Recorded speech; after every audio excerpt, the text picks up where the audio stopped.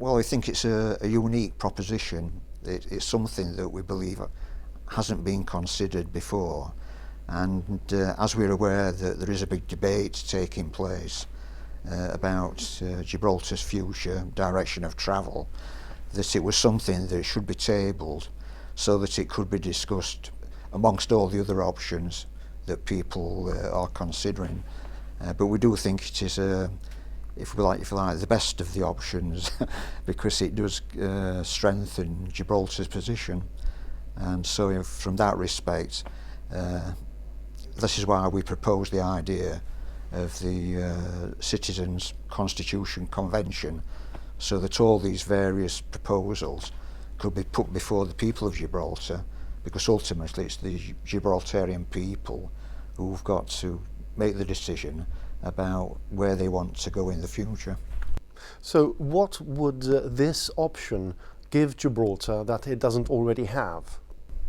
Well, in a lot of respects, it's not much difference from being you've achieved a great deal of independence, and I think there are problems that can be dealt with.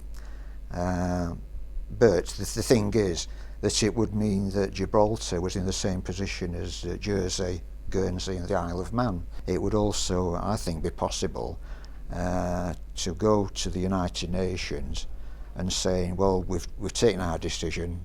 We know we aren't a colony. We're now fully integrated in the United Kingdom under Queen Elizabeth, but also we have got the maximum amount of independence. Well, some would argue that Gibraltar already has the maximum level of self-government, so how would this Crown Dependency option be any different? Well, in practice, that's the thing about it. For all day-to-day purposes, it isn't any different from being an overseas territory. But Gibraltar is unique in that it's part of Europe, and so I think that it is this actually disengaging from the United Nations Committee of 24, setting out quite clearly to Spain that we've decided our future and that it's not going to change.